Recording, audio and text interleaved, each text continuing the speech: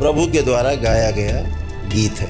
गाया गया ये गीत है, ये कृष्ण का गीत नहीं है। लेकिन जो शिष्य है वो ना समझी से समझदारी की ओर, केंद्र की ओर गति करने लगता है, वो शिष्य कहलाता है। लेकिन रावण को ही दशानन क्यों कहा, 10 सिर वाला क्यों कहा? जी ने एक शब्द लिख के भेजा है, गुरु गीता। ये शब्द जहाँ से निकला है और जहाँ से गढ़ा गया है उसका आधार श्रीमद् भागवत गीता है। शुभ करने की, शुभ जैसा करने की इच्छा सब में बनी रहती है। अब वो शुभ चाहे अपने लिए हो, चाहे वो सर्व शुभ के लिए हो। चिंतन के आधार पर सर्व शुभ बनता है, चिंता के आधार पर केवल शुभ बनता है। तो श्रीमद् भागवत गीता का मतलब यही हुआ मेरे अनुसार। लोग उसको क्या नाम देते हैं, क्या अर्थ निकालते हैं, पता नहीं। मेरे अनुसार ये एक गीत है।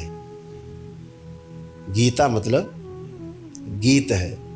और कौन सा गीत है? श्रीमद् भागवत गीता, प्रभु के द्वारा गाया गया गीत है।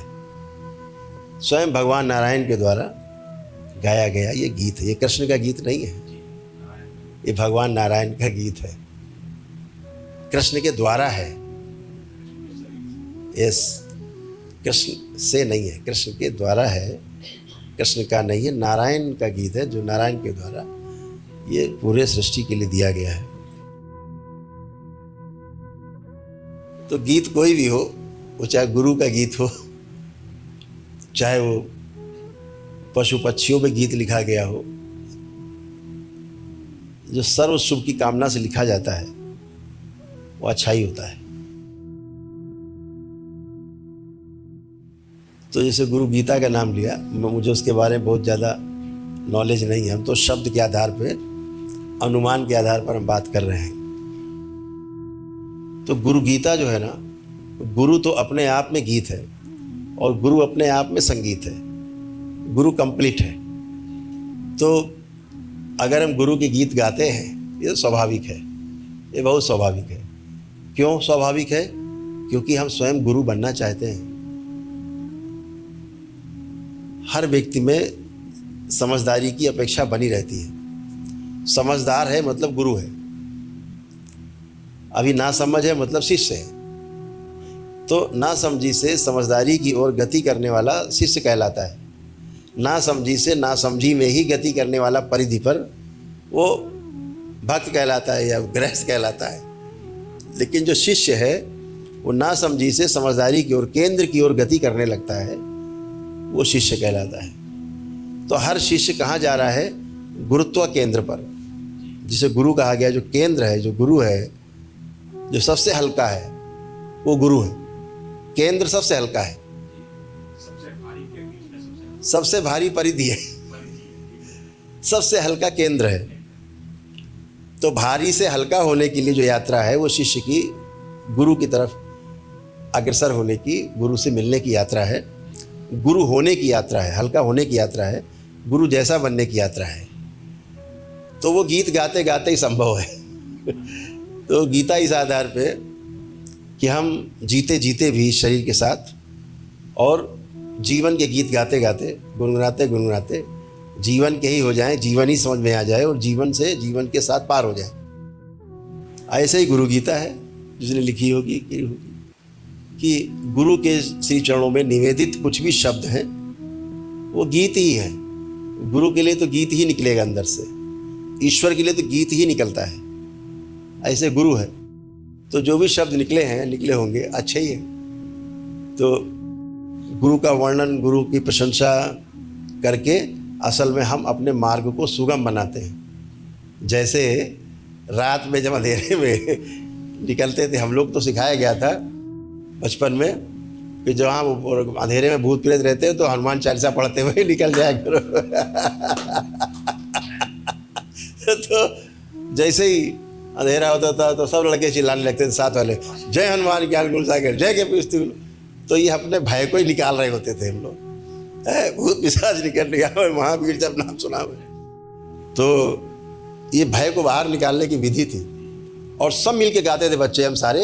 एक हमारे ननिहाल में एक मंदिर था, बहुत जंगल में था, वो झारखंडेश्वर बोला जाता था। झारखंड मतलब झाड़ी के बीच में ऐसे वो था, तो बहुत बड़े जंगल में था वो। तो हमारी बहुत आदत थी उस मंदिर में जाने की। वीरान जगह था, एकदम वीरान। वहाँ की बहुत सारी घटनाएं हैं मेरे जीवन में। जब भी छुट्टी में जाते थे तो गर्मी का सीज़न होता था, तो गर्मी में और वीरान होता था। लू चल रही होती रात में, और हाँ साएँ चल रही होती थी। दिन में लगता था कि भूत प्रेत चले आ रहे सारे, ऐसा सन्नाटा और ऐसी आवाज़ आती थी हवाओं की दिन में जी। तो हम लोग लड़के रात में भी चले जाते थे। तो सब लोग एक जगह पड़ता था, एक नाला, मतलब पानी होता था वहाँ, तो उस जगह बहुत झाड़ी झकाड़ी थी। तो हम लोग उसके 50 कदम पहले से ही भूत पिशाच की घटना यहाँ हुए, महावीर जब नाच, तो सारे बोलते थे। तो सारे बोलने से एक दूसरे से बड़ा सपोर्ट मिलता रहता, हाँ सब लोग हैं, ऐसा करके पार हो जाते थे। तो गीत भी जो ऐसे ही प्रभु के गीत गाते हैं हम लोग, रोज आरती करते हैं तो अपने भय को ही हटाते हैं, हम अपने विकारों को ही नष्ट करते हैं गीत गा के। तो ऐसे गुरु का गीत है, अगर गाया जाए तो बहुत अच्छा है। गुरु के गीत गाने में क्या हर्ज है, अपना ही भला है, पार हो जाएंगे हंसते खेलते, भय नहीं होगा। इस आधार पे कोई भी गीता बना सकता है, गीत कोई भी लिख सकता है, सबको अधिकार है। सबके अंदर गीत संगीत चलता ही रहता है, अंदर गीत है, संगीत है, वही बाहर है। इसके अलावा कुछ और पूछना चाह रहे हो तो चर्चा हो सकती है। यही पूछना चाह रहे थे, कुछ और पूछना चाह रहे थे? कोई भी आविष्कार करता है उसको बताता नहीं किसी को, हाँ। छुपा के रखता है, नहीं फार्मूला नहीं बताएंगे, ये मनुष्य स्वभाव है। अभी जितने भी युद्ध के क्षेत्र में स्टीफन अच्छी तरह समझते हैं कि जितना भी मिलिट्रीज हैं पूरे वर्ल्ड में, सबके पास अच्छे अच्छे आर्म्स हैं, आर्मनेशंस हैं, लेकिन उसका फार्मूला किसी को नहीं बताएंगे। कैसे आज भी कितना झगड़ा चल रहा है कि साहब एटम बम का फार्मूला पता लग जाए, तो कोडेड है, हर चीज़ कोड में है। तो ये तो पूरी सृष्टि के बारे में है, इसलिए हमारे महापुरुषों ने ग्रंथों में भी तमाम चीज़ें दोहों के रूप में, घटनाओं के रूप में, बातों के रूप में सरलता से कोड कर दिया। अब उसको हम अपने अपने अंदर, जो हमारे अंदर ज्ञान है उसके आधार पर लेते हैं, फंस जाते हैं, जबकि वो डिकोड होने वाली वस्तु है। जब खाली बहुत रहते थे हम तो बैठे बैठे डिकोड किया करते थे, ऐसा क्यों, ऐसा क्यों, शिव का ऐसा स्वरूप क्यों, तो ऐसा स्वरूप गणेश का क्यों, कार्तिकेय ऐसा क्यों, तो नंदी ऐसा क्यों, हाँ, तो माँ दुर्गा का स्वरूप ये क्यों, माँ महाकाली का ऐसा स्वरूप क्यों है, तो रावण कैसे था 10 सिर से, कोई दिखता नहीं 10 सिर वाला आदमी, मिलता नहीं कोई उल्लेख। तो ये सब कोडेड, सब कोड है। तो अगर उसका विश्लेषण करते हैं जब आध्यात्मिक, तो रावण को दशानन कहा गया, दशानन। और बताया गया युद्ध के दौरान विभीषण ने कि भगवान राम को कि इसकी नाभि में अमृत है। तभी से बोला गया, एक मुहावरा गढ़ गया कि विभीषण है घर का भेदी लंका ढाए। विभीषण के ऊपर एक कहावत बन गई पक्का वाली। तो अब 10 सिर है, तो आपका जो नाभि है, जो आपका मणिपूरक केंद्र है, उसमें 10 दल का कमल है, 10 दल का कमल है। उसमें जितनी चीजें हैं, उसमें अहंकार भी है, विद्वता भी है। आप उस मणिपूरक चक्र के बारे में जब अध्ययन करेंगे तो आपको दिखेगा, जो जो रावण में था उसमें सब दिखेगा, गुण के रूप में, भाव के रूप में, उसमें सब मिलेगा। 10वां चक्र जो आपका 10 दल का कमल है, सब मिलेगा। तो अब ये तो कोई भी जा सकता है, सभी लोग गए, बहुत लोग गए, तो सब रावण तो नहीं हो गए। लेकिन रावण को ही दशानन क्यों कहा, 10 सिर वाला क्यों कहा? भगवान राम को कहा गया कि वो 12 कला के अवतार हैं। भगवान राम को बता दिया गया कि वो 12 कला के अवतार हैं। तो ये 12 कला क्या है? कृष्ण को कहा गया कि 16 कला के अवतार है कृष्ण। तो 16 कला का अवतार क्यों बोल दिया गया? तो राम अनाहत चक्र पर हमेशा विराजते थे, 12 दल का कमल है, तो बोले 12 कला के अवतार। 12 कलाएं सिद्ध थी उनको, 12 कलाओं में सिद्ध थे, तो 12 दल का कमल अनाहत चक्र उनको पूरा सिद्ध था, तो वो 12 दल के सिद्ध होने के कारण 12 कला के अवतार बताए गए। भगवान कृष्ण विशुद्धि चक्र, विशुद्धि चक्र में 16 दल का कमल है, तो ये विशुद्धि चक्र उनका सिद्ध था भगवान श्री कृष्ण का 16 दल का। इस आधार पर वो 16 कला के अवतार कहलाए। अब ये सिद्ध क्या है, अब डिकोड करना है अगर इसको, कि भगवान राम हृदय क्षेत्र में रहते थे, अनाहत चक्र पे 12 कलाएं सिद्ध थी, 12 दल होते हैं, कमल के पुष्प की पंखुड़ियाँ 12 हैं इस अनाहत चक्र में। इस आधार पर भगवान राम 12 कला के अवतार कहलाए। कृष्ण 16 कला के अवतार कहलाए क्योंकि विशुद्धि चक्र उनको सिद्ध था। रावण 10 कला का अवतार था, 10 कला सिद्ध थी उसको, इसलिए दशानन कहलाया, क्योंकि 10 दल का जो कमल है विशुद्धि चक्र है।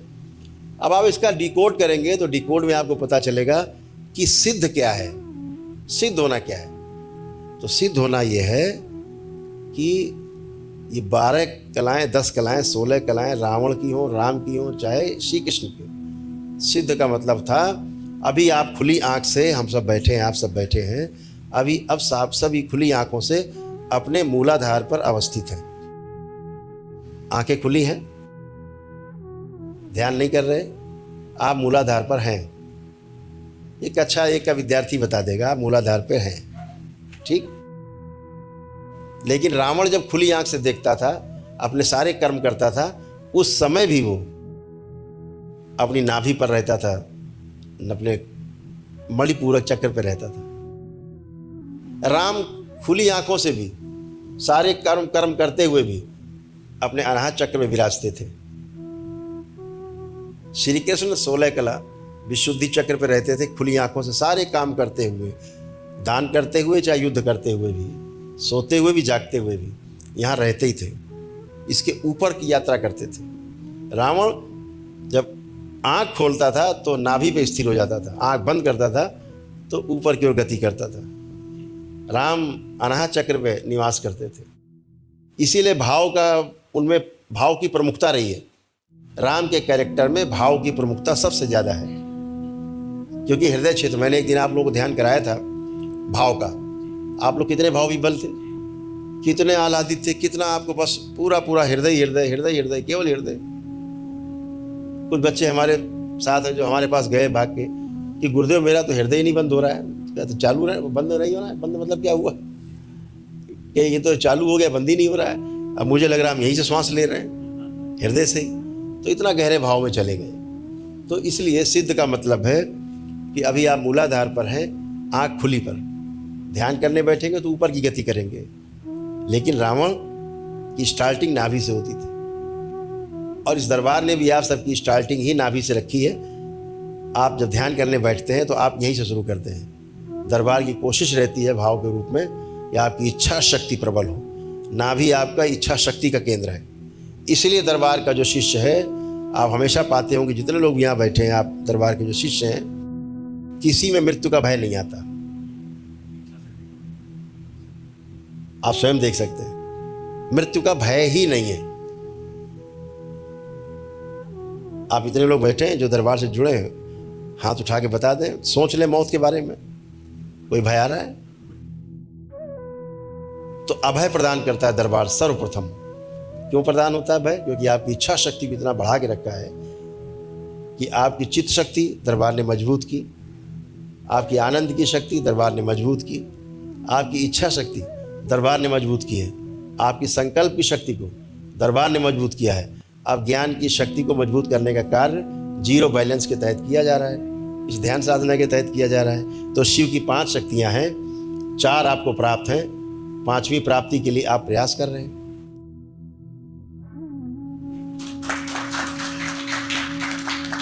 शिव की 5 ही शक्तियां हैं। इसके बाद क्रिया शक्ति सक्रिय होती है। इसके बाद क्रिया जो है वो मिलकर के मां संचालित करती है। 5 शक्तियां केवल शिव की। पहली चित्त शक्ति, स्मृतियों की शक्ति, इच्छा शक्ति, कारण शक्ति। तो पहली चित्त शक्ति शिव की, दूसरी शक्ति आपकी आनंद की शक्ति, तीसरी शक्ति आपकी इच्छा शक्ति, चौथी शक्ति आपकी संकल्प की शक्ति, और पांचवी शक्ति आपके ज्ञान की, आपके अनुभव की शक्ति। ये 5 ही शक्ति शिव की हैं, जिसमें 4 आपको दरबार की ओर से प्राप्त है, 5वीं को प्राप्त करने के लिए आप प्रयासरत हैं। ईश्वर आपको सफलता दे। हरि हरि।